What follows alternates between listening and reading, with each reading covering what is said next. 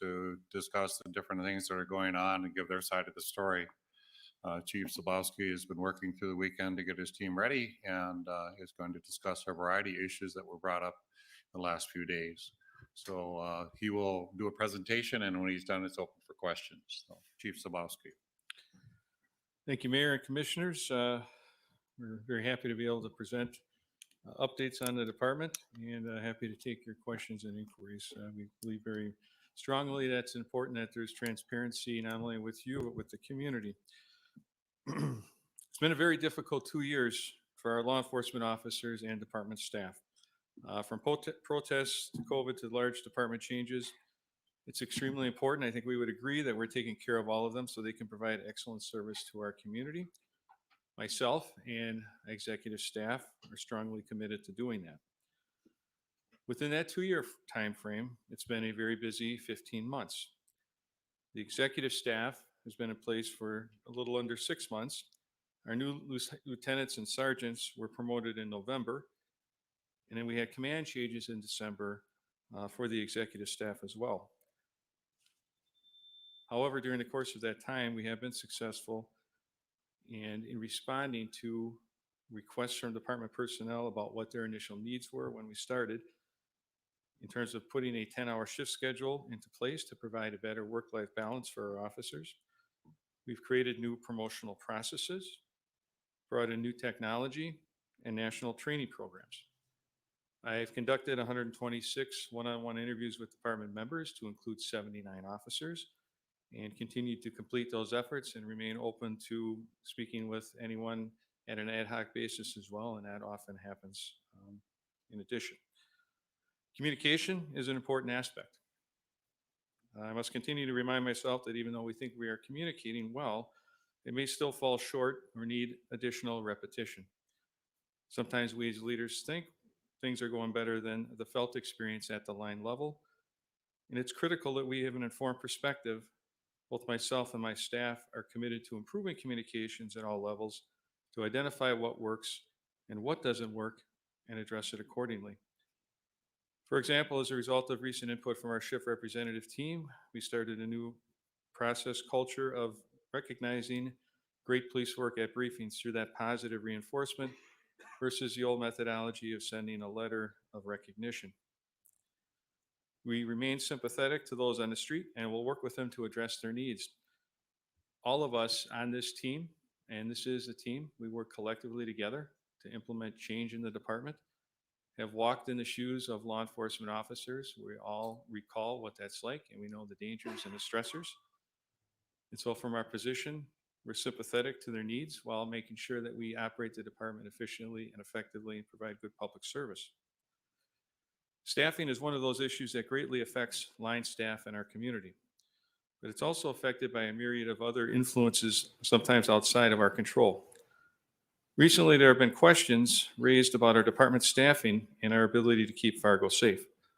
So let me assure you that we have been and are continuing to take active measures to fill any staffing gaps. Our city remains and is safe through the committed efforts of our officers.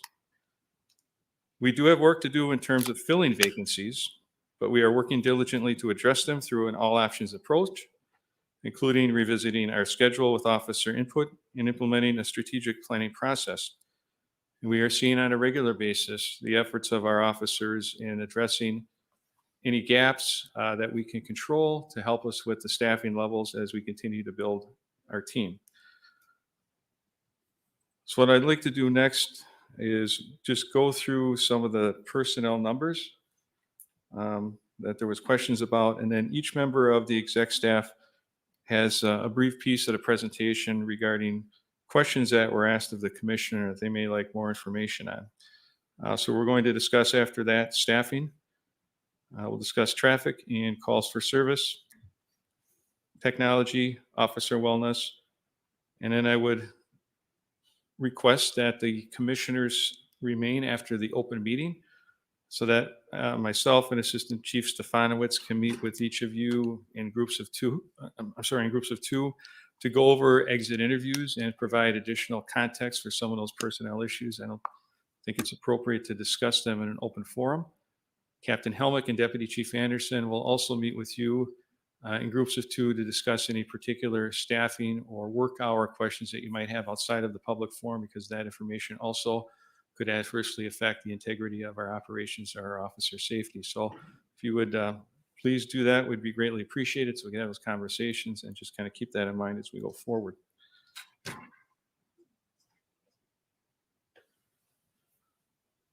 So on October 5th, when I started, the department had 3 sworn vacancies, 1 deputy chief and 2 officers. But shortly thereafter, a number of officers who already were in the process of leaving came off the payroll. One had already arranged to go to a sworn law enforcement agency in Montana, and that person came off the payroll the day after I started. One was on transitional duty and then just left law enforcement 4 days after I started. One left for a full-time military position.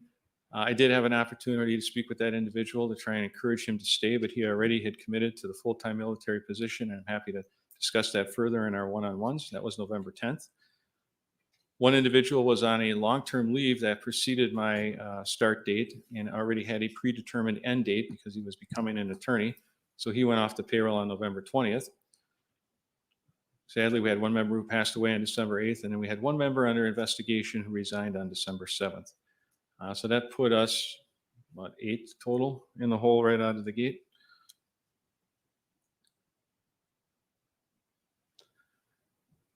In 2021, we hired 15 sworn officers. 2 hired on January 11th, and our largest group of 13, which was the largest group hired at one time since 2002, on September 7th. The result of a very good academy that all of those folks went through. We also had 2 civilian new hires, a police support specialist in a payroll and procurement position. Throughout the course of 2021, we had 25 sworn resignations. 16 of those left law enforcement entirely, and so I've outlined where they went. 3 were recruits who did not complete their PTO training. 7 were retirements. 2 left under investigation, and 4 took other jobs in other industries, non-law enforcement jobs. 9 went to other departments, 3 to other state agencies, 3 out of state, and 3 locally. 19 of the 23 who were eligible to be rehired also signed onto the rehire list, meaning this is an optional thing for them to do. When they leave the department, they can opt to request to be rehired if they want to come back to the department. They don't have to do that. That goes to me and has to be approved by me. So 83% of those people signed on to be rehired. We also had a large promotional pool throughout our process. We had 9 folks apply for the lieutenant position and 34 apply for the sergeant position. We also recently we did a detective process, and I'm sure you saw last week where we promoted for the first time in a long time 19 permanent detectives to eliminate the rotational effect that was having and the strain on them, and likely the creating a better service to the community, having those subject matter experts in position. We also had 7 civilian resignations. 4 just went from a law enforcement position. 2 left to become jailers. I have more information on that, but 1 specifically was interested in maybe becoming an officer and felt that was a career path to get experience to come back and apply. 1 left under investigation. 5 of 6 signed on to be rehired by the department.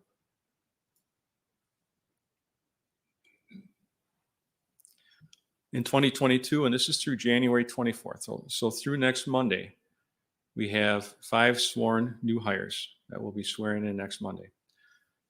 We've also have 6 new civilian hires, 2 police support specialists on the 3rd, they're already in place. And then on the 24th, our last police support specialist and our 3 crime analysts. So we'll have 11 folks joining our department on January 24th. We have also had 4 sworn departures. 1 left law enforcement to take a full-time military position. 2 went to other departments, 1 moving to Indiana and 1 to Cass County. 1 was terminated. 3 of 3 signed on to be rehired.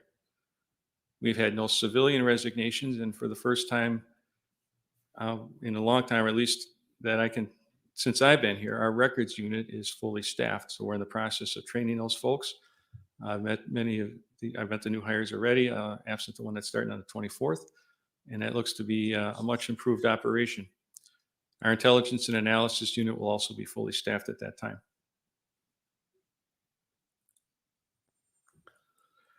In looking at the exit interviews, one of them actually was a person who was on long-term leave and was making comments about the prior administration. He was never in the building, worked with me, or met me, and so those comments, some of which unwittingly were utilized in reporting, have nothing to do with this administration and this executive team.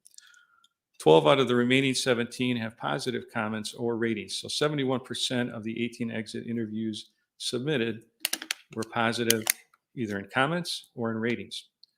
And again, the rehire list piece that we talked about, a large amount of these folks have signed on to be rehired, and they certainly didn't have to do that.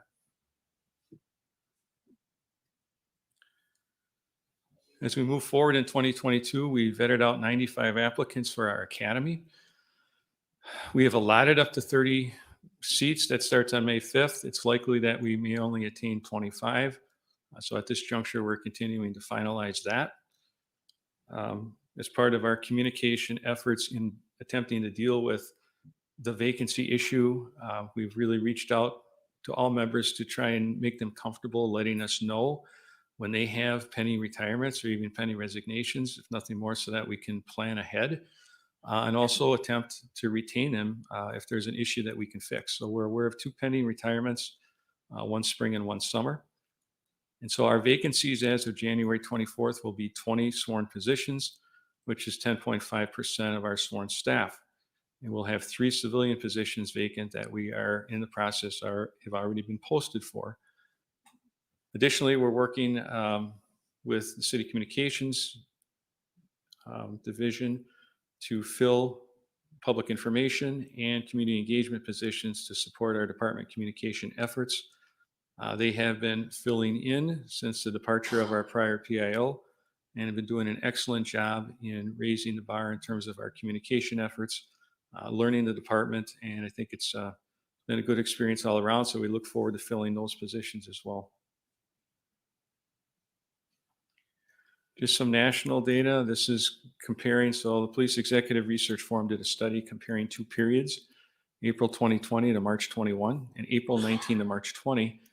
I think it was about 100 departments, so not a large sample, but the average hiring rate had fallen 5%. This is in law enforcement agencies across the U.S. The average resignation rate had risen 18%, average retirement rate up 45%.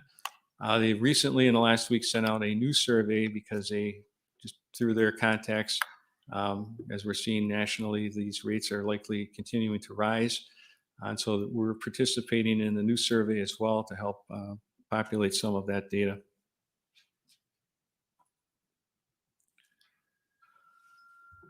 That concludes my presentation. If there aren't any questions on that, I would like to have Captain Helmut come up and talk to you about staffing in the department. Any questions at this point? Mr. Chairman, I have a couple of questions. So the first one's for you, Mr. Chair. You're the liaison with the police department. So according to my math, 36 positions, 36 people left. Were you aware of that? The 36 number I wasn't aware of, but I was aware of some people that left, yes. Anyway, speaking as a commissioner, I found out about this last Tuesday or Wednesday of last week. As soon as I found out about it, I put it on the agenda for our next city commission meeting. Kember can verify that.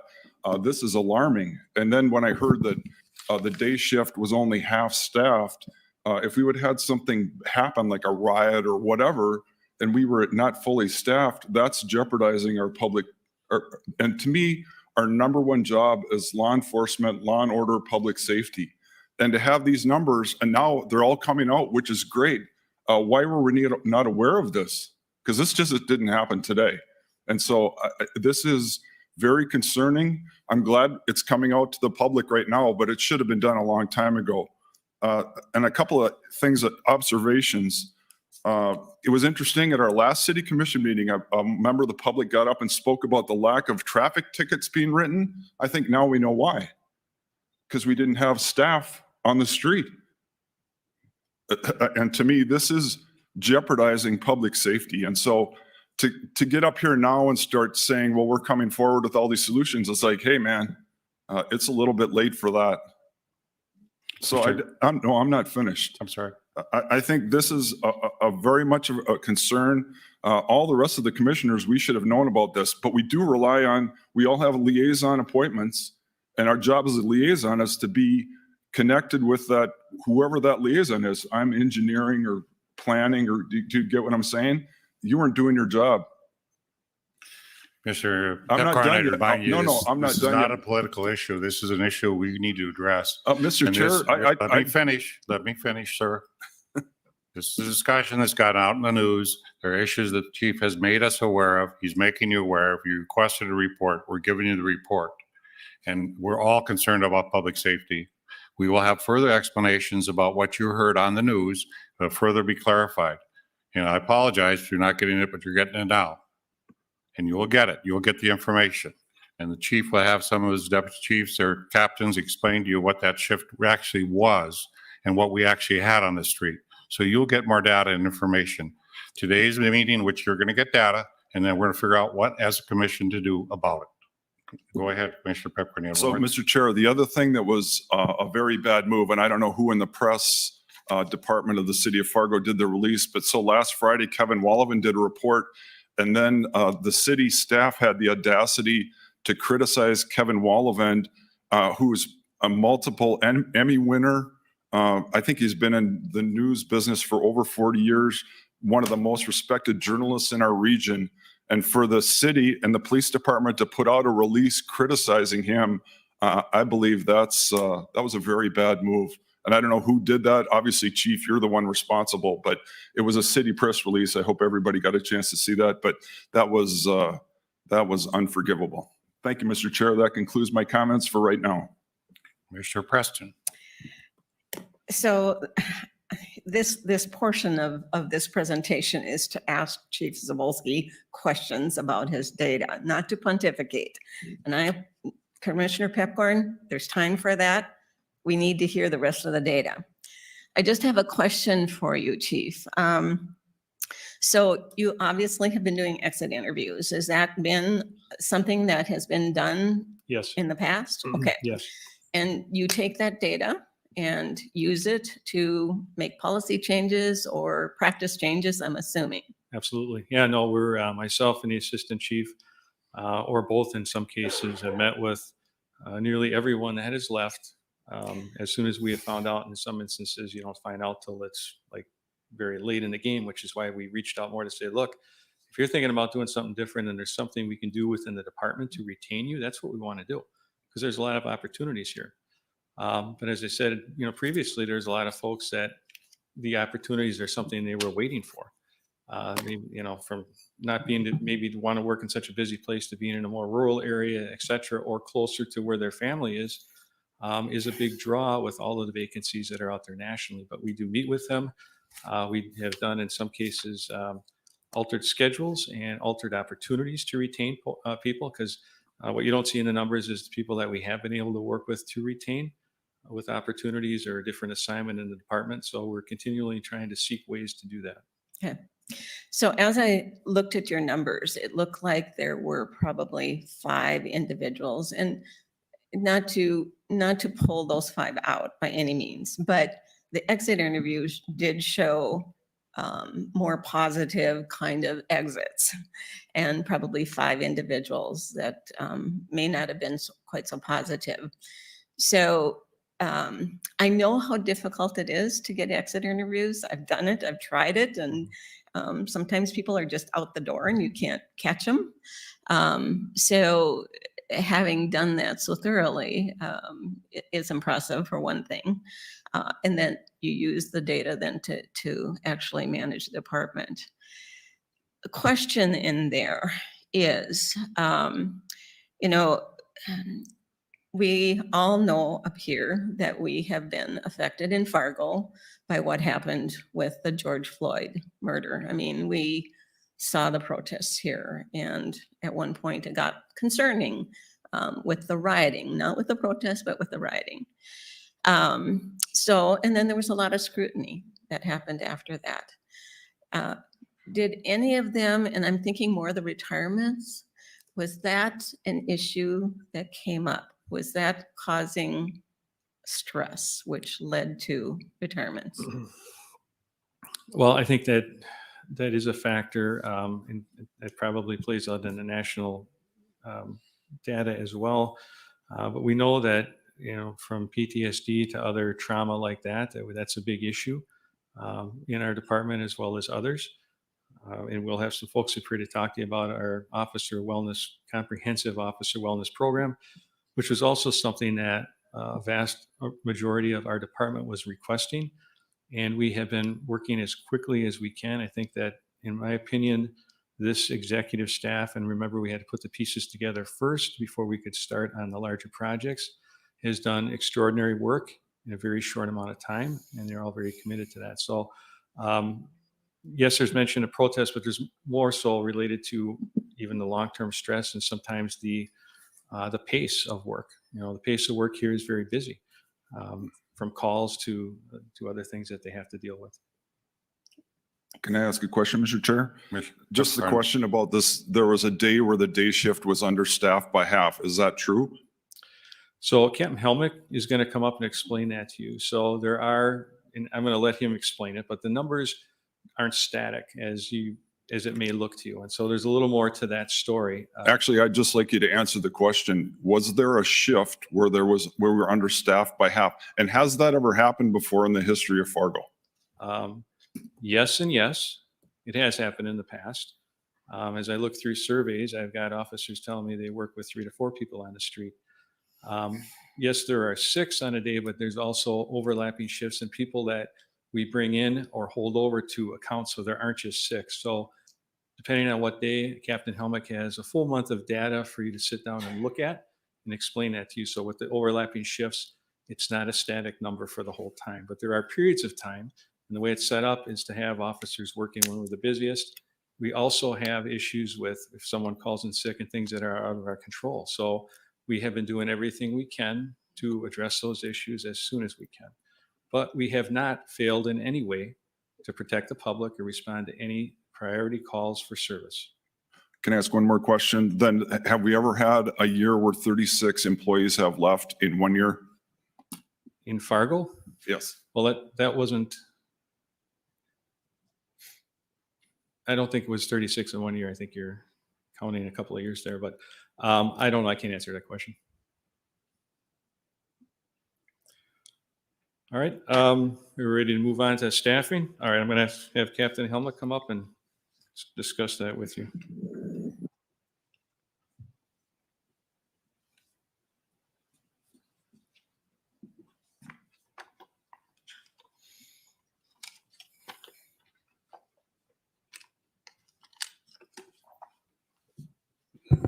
Morning, Commissioners. Back on December 27th, I was assigned to take over the Neighborhood Services Division, which includes our patrol. And I immediately started looking at any staffing concerns. It's something that's been ongoing. I know Deputy Chief Anderson, who was in charge of that position before me, also was looking at staffing probably on a weekly, if not daily basis, because that's always a concern when you're running a patrol division to make sure that we have enough officers on the street. Just to give you some background, we currently have a 10-hour shift that was implemented by Chief Zibolski and the rest of the department that was developed based on some ideas that the chief had and also based on feedback that the officers gave about how they wanted to improve the schedule that we had previously. The new schedule that we developed, some benefits to that was that officers would get every other weekend off. They would also have a common training day where all personnel were working, which really helped improve our efficiencies for training. And the main intent of that schedule was to improve the work-life balance of all the officers.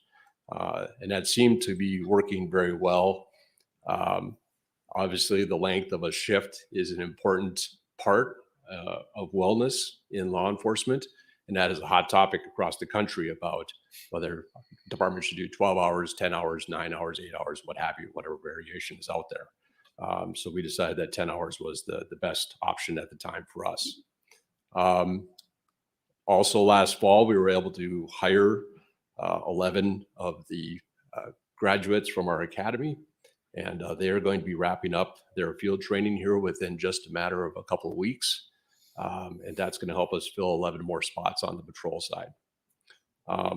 We're also looking at some other challenges within the department where we have a need to fill investigation spots. We have a large number of pending investigation cases, and there's a need there. We also have currently 2 openings in SROs that need to be filled. So we were working, and just to give you a little bit of background there, those positions are filled with patrol officers that are making lateral assignments. And so that's another dynamic that we need to look at. And on top of that, we've been battling what everyone else has been battling, COVID, other sicknesses, injuries that come up, things that are really out of our control, but we try to manage and deal with the best we can when those things happen. So every one of those things are a daily challenge, and our lieutenants, sergeants, and myself are constantly looking at options and trying to make sure that we have enough officers on the street to take care of the job that we have assigned to us. But honestly, we are finding it increasingly difficult with some of the most recent departures to staff the street. And, you know, we rely on folks coming in to work overtime. We approach officers about rearranging their schedule to see if they'll help us out. We also, if needed, will pull from secondary assignments. Community engagement team has really been helping us out as needed. Our downtown resource officers also help out when it's necessary. And there's other sources that we can go to if we need to.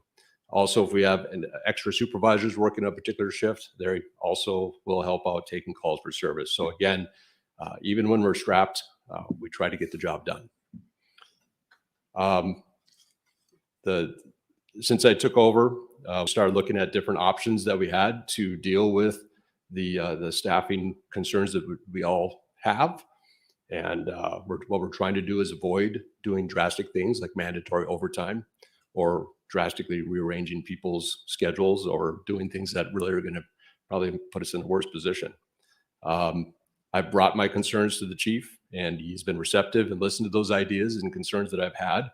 And he's tasked me to come up with a plan and refine that plan. And our hope is to have that in place by late February, early March. And we believe that that plan will help put more officers on the street on a consistent basis, at least temporarily.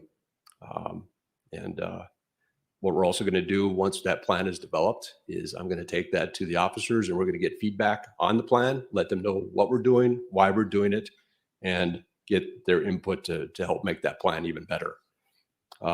Looking forward, like the chief mentioned, we have 5 officers being hired on January 24th.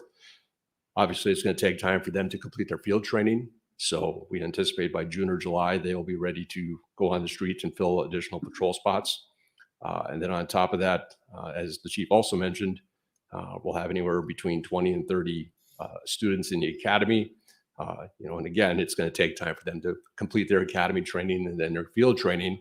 So realistically, by December, January, we hope that they'll be able to fill out a good majority of the spots.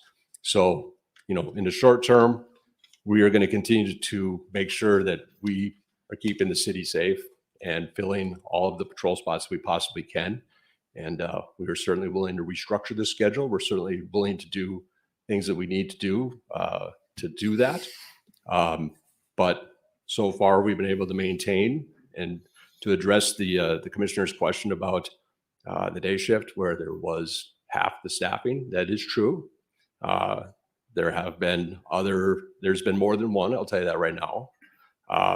But what I can tell you is that out of the 72 shifts since December 21st, we've had 12 of those where we were temporarily short-staffed, and we either had overlapping shifts that helped supplement that staffing. So it's really difficult with the schedule that we have. We have overlapping shifts. So yes, we might have a certain number on one shift, but the overlapping shifts will help supplement that. On top of that, like I said, if we have excess supervisors, if we bring in folks for overtime, that'll help supplement that number. I also leave it up to the patrol lieutenants that if they feel that the call load at the current time or the day of the week is going to allow to go at a lower number, they can try it. But, again, we do that very hesitantly because we don't want to put anybody in a safety concern, and we don't want to not provide adequate service to the city. So it's not a perfect solution, but we are managing that the best we can on a daily basis. And we're going to continue to do that while working on this long-term plan to boost those numbers. So Officer Helmix, is the question I have is when we're talking about this, you have 4 different shifts that we have. You sometimes ask people to work another 2 hours, 4 hours. You ask other people to come in and do other things. Correct. So the dynamic, when you start a shift and you say, I only got 6 guys coming in, 2 got COVID, somebody's got an injury, somebody's got an injury. Yeah. That's a dynamic list. You are charged with trying to fill it or to have other things happen. So when you have this piece of paper that somebody shows, well, there's only 6 on at this time. Right. So you're responsible on a daily basis to try to fill that time or bring people in if you can. At the same time, you struggle because if guys are on a long shift, they're a little tired after being on. Right. And it's sometimes hard to have people do that. So I hear it as a priority is to get your positions filled so we get away from this. Is that correct? Absolutely. And you're right. And we really, like I said, we try to avoid, folks that are on their days off calling them and saying, hey, you have to come in. But if we are going to run a little short on day shift, for example, we'll have one of the night shift officers stay a couple hours just to help us out and get us to that next overlap shift. Same thing might happen on evenings or nights. And that might be a situation too where we're adequately staffed, but the calls for service that particular day are really high, and we just need that extra help. And fortunately, we have some officers that are, actually, all of our officers have been more than willing to help out and carry that load when necessary. But we try not to overuse that. Commissioner Pipkin. The thing that bothers me is our commission, we've had an excellent record of supporting law enforcement. We've done your new center, additional funding. We support you. We didn't know anything about this till last Tuesday or Wednesday. How can you, that's unacceptable. If you need help, we can't help if we don't know about it. I didn't know about it. Maybe somebody else did, but come on, man. We didn't know about it. This is an issue and it wasn't brought to us. Why? The only thing I can tell you, Commissioner, is that I, as the division commander for the patrol division, will do a better job of presenting that information to the chief so he can share that with the mayor and then in turn with the commission. What bothers me is, how about just calling me? One of you, somebody have some frickin' courage to call and tell what's going on. I know a lot of you. And yet the other thing that troubles me is now we've got this command and control where no one else can speak. I've heard members of the media say back in the day, they used to be able to talk to the sergeants off the record. That is not allowed anymore. That reminds me of what? What's that remind you of? A communist, whatever you want to call it, control, command and control. It's like, man, this is not a healthy relationship. And I'm just so disappointed. And Chief, you have to admit that we have a track record of supporting law enforcement. So why were we not notified so we could help you? Sure. And I apologize for that. I'll take responsibility for that. That is not, I guess I didn't think it was something that you wanted to know because it's not something the commission can immediately fix. It's really part of us managing the department because every other department has these same struggles. Every other department has gaps that they are filling.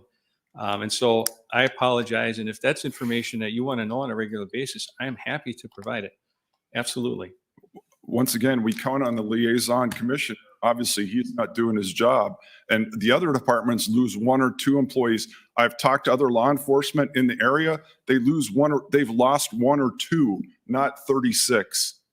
So this is way more. And to claim it's mental stress from the past difficulties of the past years in Fargo, that's a stretch. I mean, in Fargo, we are not Minneapolis. We are not Chicago. We have the support of our public. You guys know that. Our neighborhoods, we love you guys. And to say that this is, you don't have the same altercations that we have in Minneapolis or Chicago. Correct? You can respond. Well, yes. In a sense, it's not as violent as in those cities, but we deal with the same issues. I'm happy to provide any information that the commission wants about the department. I simply didn't think that was an issue that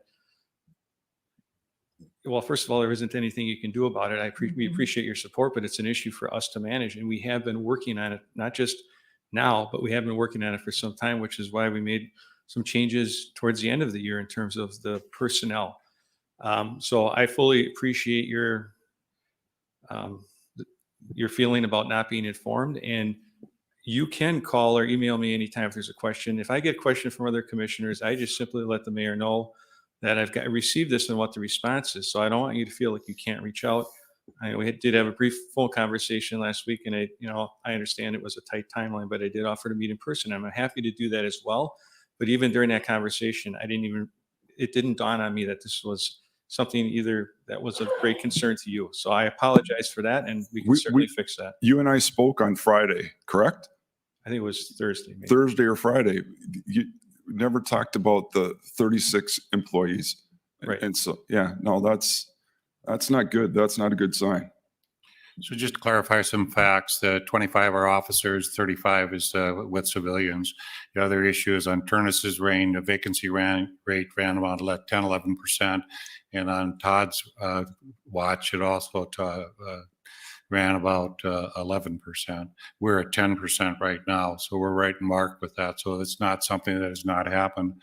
I remind Commissioner Pipcorn, we have 200 officers or 200 in the police department right now. So 20 out of 200 is 10%. So it's not something that suddenly blew up and is suddenly an issue that's happened. It's both civilian and police officers that have quit. And if you don't think what's going on in society right now is affecting the ability to recruit and hire, we started our police academy 3 sessions ago. We were filling it with 25 to 30 people. We were hiring almost 90% of those people. So the reality is police we're forward in this and is trying to get ahead of this. And you're just about this far from catching there in the next 6 months and should have a full group. I don't know in the history of Fargo that we've ever had a full department, that we've had 100% of all the positions filled. It just doesn't happen. Things happen out there. Right. And if I could just clarify also, Commissioner Pepcorn, that those 20 vacancies include 3 new positions that, as you say, supporting our department, you were added in 2022. So 3 of those vacancies are positions newly added also. Okay, thank you, sir.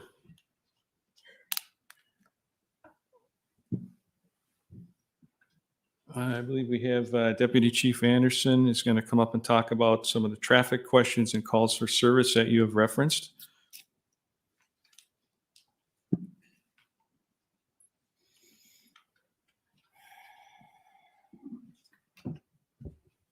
Good morning, Commissioners, Mayor. I understand you have some questions in regards to traffic and incidents, calls for service. Hopefully the information I provide you now will answer those questions.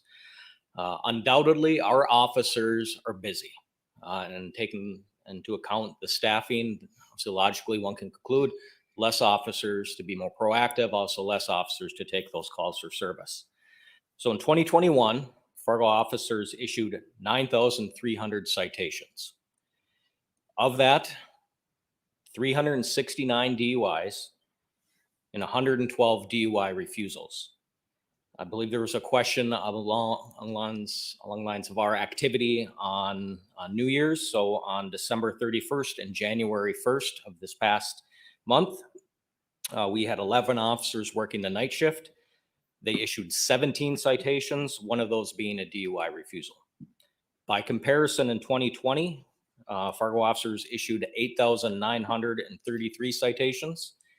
DUIs were up at 440 and DUI refusals at 135. By comparison, also on New Year's, we had 11 night shift officers working on 12/31/2000 going into 1/1 of 21. They issued 66 citations, 5 DUIs and 2 refusals.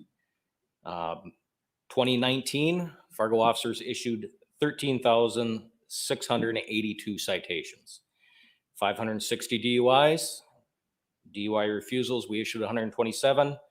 And then on New Year's night, New Year's morning, we issued 77 citations, 4 DUIs, 1 refusal. We had 10 night shift officers working and we held 2 evening shift officers on overtime to help for staffing. So our officers are busy. and I'm sure you have undoubtedly throughout the year have received phone calls from citizens complaining about traffic. I know traffic is a top priority for the city as well as the police department. In 2021, we did directed patrol efforts in a number of different areas along 64th Avenue, 52nd Avenue, and the 1400 block of 10th Street. Those were areas that we had received information of being complaints on. So our officers with numerous traffic control or traffic details in those areas. As far as incident activity, I don't have the officer ICR numbers, the amount of reports that they've taken. We just can't data mine that very easy. But what I can provide you is an overview of the incident activity that the officers experienced in 21, 20, and 19 by comparison. So in 2021, Fargo officers responded to 102,164 incidents. Of those incidents, roughly 18,000 were proactive in measure. So our COP, community-oriented policing, field contacts, as well as traffic stops. In 2021, we conducted 9,997 traffic stops. In 2020, we responded to 100,529 incidents, 22,000 of those being proactive in nature, COP, field contact, and traffic stops. In 2019, we responded to 109,471 incidents, and 31,000 of those being proactive in nature. So our officers are busy. They feel, I believe, some operational fatigue due to the staffing. However, they deserve all the credit for obviously being or maintaining the safety of the city. And if you have any further questions, I'll be more than happy to address those. Commissioner Preston. So I'm assuming the numbers as you were talking, they went down over the 3 years related to COVID. I'm assuming there just weren't that many people out on the road. If they were drinking at home. The speeding issue, which I've also been concerned about, as I understand, as I'm reading the literature, is related to the fact that the roads are empty. So people are more inclined to speed because it's safer to do so. Any feedback on that? Is that what you're seeing from the law enforcement side? I think logically one could conclude that there's obviously less people on the roads. 2020 was not a good comparison year, obviously because of COVID. A little surprisingly, the calls for service were not that far off from 2021, which one would figured, being it's a quieter year. However, without doing a deeper dive into the data, what type of incidents we responded to at residents probably increased, which helped to kind of equalize the 2021, 2020 data. But just to kind of by comparison, and I can provide all the information at your request. But in 2021, officers wrote just over 1,900 speeding citations, so 1,903 to be specific in 2021. And what was that in 19? In 19, that was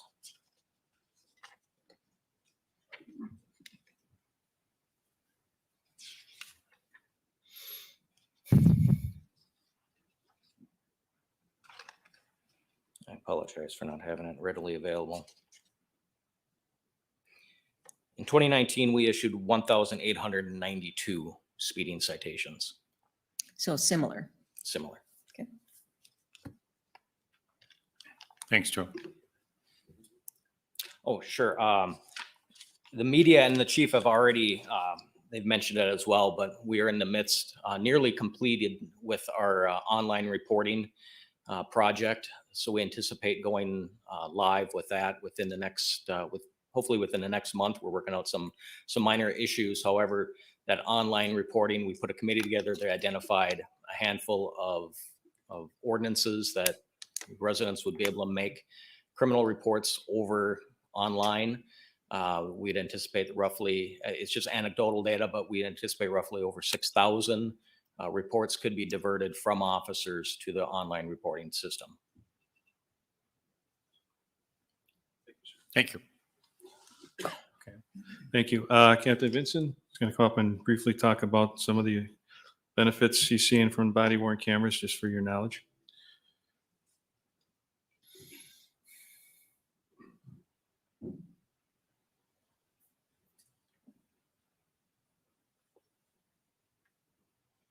Mr. Mayor, Commissioners, good morning.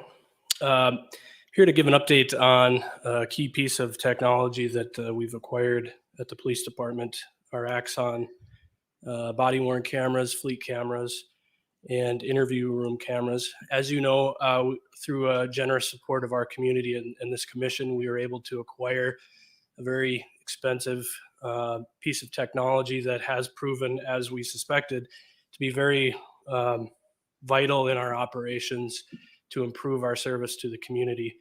One of the things that we immediately noticed was how this technology is interfacing with our use of force incidents and our personnel complaints. This technology, as you know, was purchased at the end of last year. Our training and development unit put together a very aggressive timeline to train all of our staff, the entire police department, in the month of September to effectively use this equipment. And in October, we began using this equipment throughout the police department. So in a little over 3 months-ish, we've seen some very positive uses of our body-worn cameras with regard to use of force. Specifically, we've had 9 instances of citizens claiming use of force that the officer used against them as being inappropriate. And as we look at the body-worn camera in those 9 instances, the allegations were completely fabricated. These are situations where, for whatever reason, an arrestee has a claim against a police officer that's found to be exonerated. In addition, we had 2 situations in the last 3 months where an individual has made a criminal claim against an officer that they were assaulted by the officer, which was directly refuted by the body-worn camera footage. And so we continue to see that type of results from this technology, which is a good thing for our officers. You might ask yourself, why is this important? And as I explain the revamp that we did to the use of force review process within the police department, I'd ask you to indulge me here a little bit, putting yourself in the shoes of an officer being dispatched to an incredibly chaotic situation where people calling 911 don't give all of the details about what's happening at the scene. And as an officer, you arrive, you deal with the situation. Maybe it's outside, it's dark, it's towards the end of your shift. And one of the individuals that's there at that situation that you're trying to better understand presents a situation that you believe is a safety concern for yourself or for someone else that is there, that's present. And while we do a very good job of training our officers on these types of situations, despite an officer's best attempt at de-escalation, there are times when force needs to be used to make sure that the officer stays safe or to make sure that the other innocent party remains safe to effect that lawful arrest. And so as you use that force as an officer to effect that arrest, you write your report and you go home for the day, you might think that the stress of that situation is over. That's not accurate. As you would find from many officers, the ongoing use of force review is extremely stressful for officers that use force. It's not something that officers enjoy doing, using force against people. It's something that we train our best to avoid if we can, but unfortunately there are times it needs to happen. The reason I bring that up is the improvements that we've made over the last year and a half to our use of force review process internally it was very apparent that this was causing a lot of stress to our staff. Some of these use of force reviews were taking months to complete. So what you had seconds to decide in the dark and in a chaotic situation, others have months to review. And that was something we needed to improve. So as we put our heads together and found better ways to review these uses of force, because as we all know, the officers know, we all know there's a great amount of accountability and scrutiny that goes into using force against our citizens. There should be. And so we needed to be more timely. We needed to be cognizant of the fact that we have to hold ourselves to a high level of accountability, and making a new process with our professional accountability unit teamed with our training and development unit to make these use of force reviews more timely is something that we've seen a lot of benefit in. What used to take months to complete now is done within 96 hours, many times within 24 to 48 hours. This is something that's been important to us to fix. And while we still have room to grow, things we need to improve with our personnel complaints as it relates to timing, and we continue to work on that, it is noteworthy, I believe, that we're making great effort to try to minimize the stress that an officer is going to be put in those situations. Thank you. Thank you for the report. Chief, we got about 10 minutes. You got your team. Yep, I have one last piece here. Okay. Lieutenant Alfelt and Assistant Chief Stefanowicz are going to talk about our efforts in terms of officer wellness, and then we can wrap up from there.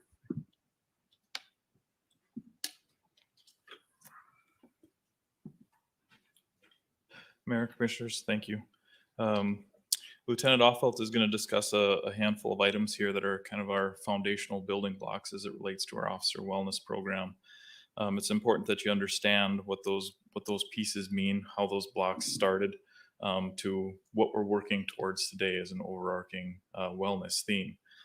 As you noticed in the exit interviews of a few, mental wellness was a very important topic.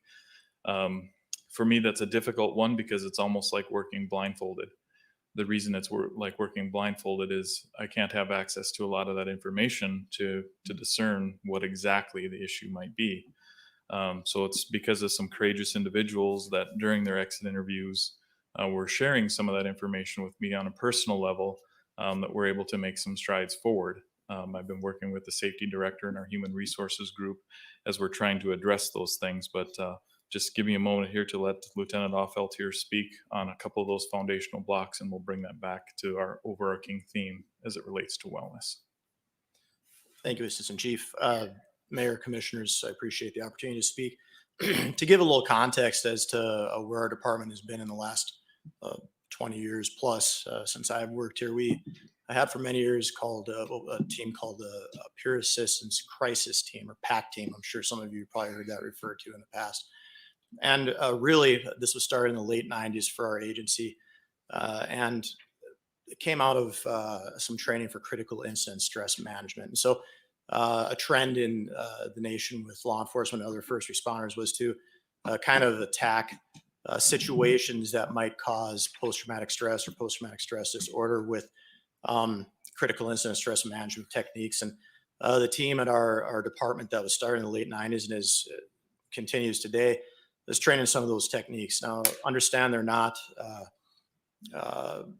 mental health professionals by any means. They're not counselors, they're not psychiatrists, psychologists, but training specific techniques, basically listening techniques and some education to help officers cope with some of these situations that they see, and then also help educate not only what to do at home, but also give some resources as to where they might go if there's something more than what we can deal with. That started out, especially when I first started and came on the team in 2003, just with what we called one-on-one sessions, meaning one officer speaking to another officer about some situation that happened. And peer-to-peer is very important in first response because there aren't many people that see what we see, and a lot of the things we see, we don't want to tell people that are outside of our profession because we might traumatize them. And so peer-to-peer discussions are very important. And the majority of what our team does is one-on-one, peer-to-peer discussions to help educate and just listen. When we have major incidents, and we do many of these throughout the year, we have what's called a defusal, where it's very important that people have the opportunity to talk, to speak, to mentally process what's just happened, and to process with everyone who's been involved right after the incident, or as soon after the incident as we can. And so that's something that we've continued to do.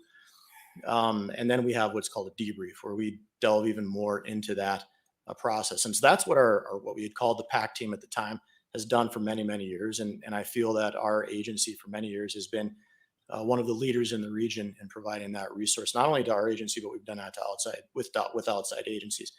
As we've progressed into the last few years, and especially at the end of 2019, we actually renamed our team to more reflect what we have been doing. And because we sat back and we looked and we said, okay, we do a very few number of debriefs a year. There aren't many required. We do a few more defusals, but we do many, many one-on-ones all the time. As a matter of fact, we don't know how many we do because they're very, they're private. We don't keep the numbers, but we know that every person on our team is doing them all the time. And so we're providing peer support. And we renamed our team to the peer support team. The officers that we talk to are not always in crisis, as our last title said. They're just looking for support, and that's what we do. Listening to officers when they speak to us over many years, a lot of them said, hey, it'd be great to have other counseling options. Our agency and our city provides employee assistance program, EAP, where we can go to the village and speak to people. But not every situation can be covered by what's at the village. And sometimes people want to pick other people to talk to, other counselors to talk to. And so we were looking for some type of solution to that. And that's a very hard solution because it's not easy to find counselors that are trained in the specific needs that police departments or other first response agencies might have. Towards that was in 2020, there's a program called RST, which is Resiliency Support Therapy, was provided. And the great thing about that, especially 2020 with COVID going on, is officers could call anonymously to this group. It was provided by a grant, so it was free of charge. And there were 3 counselors in our region that were trained specifically to deal with law enforcement that we were able to either reach out to over the phone or meet in person. That grant has been refunded for 2022, and we will continue to use that resource. And that is the resource that we put into place very quickly to try to respond to officers' need to have different counselors to talk to. We cannot talk about how much that is being used, but we have had officers come forward and say they are using it. So we know it's being used by our agency, and it's also being used regionally by other law enforcement agencies within our metro, within our region. Continuing to look forward to other solutions for that counselor piece. It's a definite goal of ours with the peer support team, and I know also Assistant Chief Stefano. It's one thing that we're really looking forward to here into 2022, and that I'm particularly excited about because it's a little bit, it provides a culture change, a change in the way of thinking for our agency as a whole, and it's called Valor, which is put out by the IACP, International Association of Chiefs of Police. And it's a training that we'll be able to go to. We're going to start the process in March. And that process will include training the trainer. And we're hoping that by late summer, early fall, we'll have our entire agency trained in this. But what it does is it teaches life skills, not only, and there's actually 10 life skills, to not only process what we deal with at work or on the street, but also how do we deal with that at home? And how do we deal with individuals on the street? How do we speak with them? How do we handle conflict? And so very excited about Valor. What I'll have, I'm just about done here because I know we're short on time, but I'll have handouts for you all on both RST and Valor at the end of this session. So again, I know we're short on time, so I'm waiting for the red light to go off or a buzzer to time me out. But because once you get me started on some of these topics, I don't stop. So in the interest of time, just to wrap this up, there will be some additional heart screening. The Chief of Police and myself and our employee health group, we're going to be in a conference call with Dr. Ben Stone on January 25th about some additional heart screening that's really important to us. Through the IACP, which Lieutenant Offelt mentioned, they provided an agency assessment tools that relates to wellness and some action planning resources for us that wasn't readily available to us before. Again, so we're trying to focus all of our efforts into the mental, physical, and emotional health of all of our officers to ensure that they're all happy, healthy, and wealthy as best that we can, emotionally, spiritually. So in the interest of time, I'll stop there, but happy to answer any questions individually. Any questions by the commission? After. Commissioner Gary. Not related to this topic specifically, but I think in general, everyone can agree that there are some serious issues with the police department. And this is one of those scenarios where we can't do nothing. And the reason we can't do nothing is because, Chief, I respectfully disagree. This commission can do something. And here's what I'm going to do. We need to start, the chief isn't the head of his department necessarily. He has a boss, he has administrators. So it's now time to pull in the administration of the city of Fargo to oversee how we get this department well, okay? So call it a professional improvement plan, call it whatever your business calls it, but we all have an idea of what this is. First, we need to specifically define what a successful police department looks like. What you think of with a good department and clearly define that. Second, we need to clearly identify how our department is not meeting that standard. And then third, we define exactly how we get from where we are to that ideal police department that we're looking for. So what's going to happen is I'm going to work on this, but Tim, it's your department. If you want to work with me, I'm happy to do that, but I will be doing this. I'm going to work with administration to define what needs to be fixed and identify all the deficiencies. And then the administration and the chief are going to sit down and agree or disagree on these things. And they're going to sign a contract. They're going to say, here's how we're going to get from where we are to where we're going. And we're going to give it a specific time frame, 6 months, whatever that time frame may be. But it's going to be agreed upon and it's going to be signed. If it's that point, at the suspension date, the department isn't where it needs to be, then something needs to happen. Either we stick with the chief that we have or we don't, based on those criteria that we've all agreed upon. So that's going to be the motion that I'm going to make at the city commission meeting. I'm going to allow the administrators some time until that meeting to get this contract together, to get this ball rolling. And then on Monday, I'm going to make that motion. So there are things we can do. We need to do it. And we need to be able to define exactly what our department should be based on where we are today. Any other comments? Commissioner Strand, you've been on the phone. Did you have anything you wanted to say? I actually would. Thank you, Mayor Mahoney. And sorry that I couldn't be there in person, and I won't rub it in how warm it is where I am. This is a really important discussion in the bigger view, more than the public would generally know. Several months ago, I'm assuming the other commissioners and the mayor also got an anonymous letter. And I don't like anonymous letters, but you have no choice but to read them and learn from them. But we all got an anonymous letter in detail informing us of concerns with regards to issues in the police department. I don't know what the other commissioners did, but I immediately started asking the police chief that night in our meeting that same day about retention and recruiting and loss of people and how we're doing with our staff and morale. And every time I see the police chief since then, he can probably confirm, I almost always ask him, what's the status of the department? How many openings are there? How many vacancies? Where are we at with this?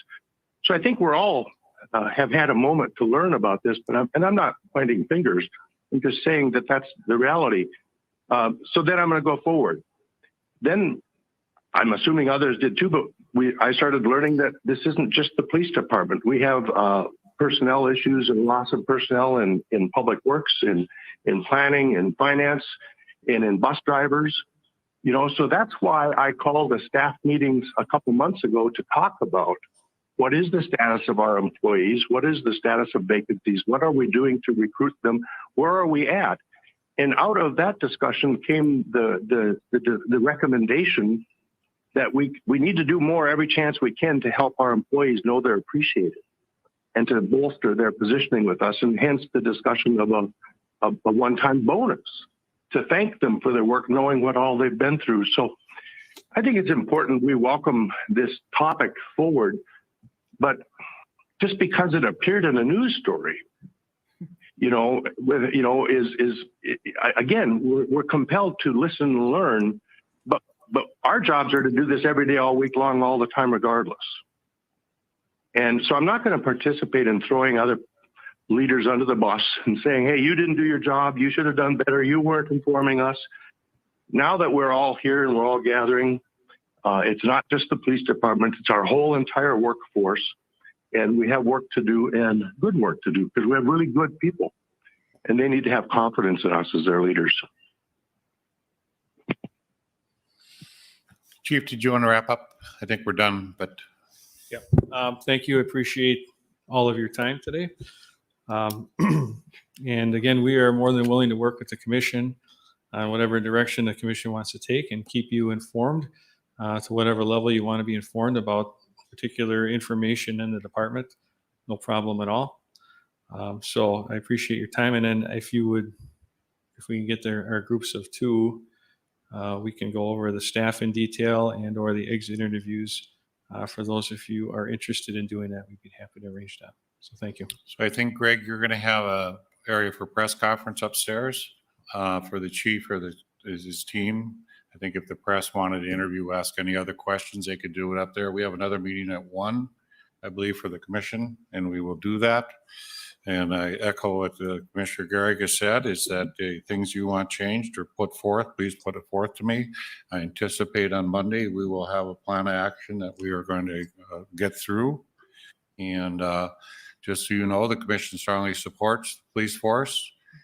We put over $800,000 in the budget last year to help with the new command staff and different promotions and such that we've done with the force. We put $2.4 million in the body cameras. We put a lot of effort into this. You have just done a reorg. You have just done a lot of things with your command staff. And now I would say that now we got to make that work. We have to work very hard on the things that have come up here today and make the people, the boots on the street. I would say to any citizens, give them a high five or give them something. Tell them you appreciate all the hard work they do. Because this is not about not being safe in our community. We are safe in our community and we will remain safe in our community. And the team has a commitment to make it even better. Mental wellness, physical health. I hear we're going to echo the hearts to make sure they don't have calcium we don't know about and a guy doesn't drop over dead in the street. We're going to do different things to make sure our people are taken care of. So we will continue to do that. Thank you for this morning and thank you, commissioners, as well. Thank you.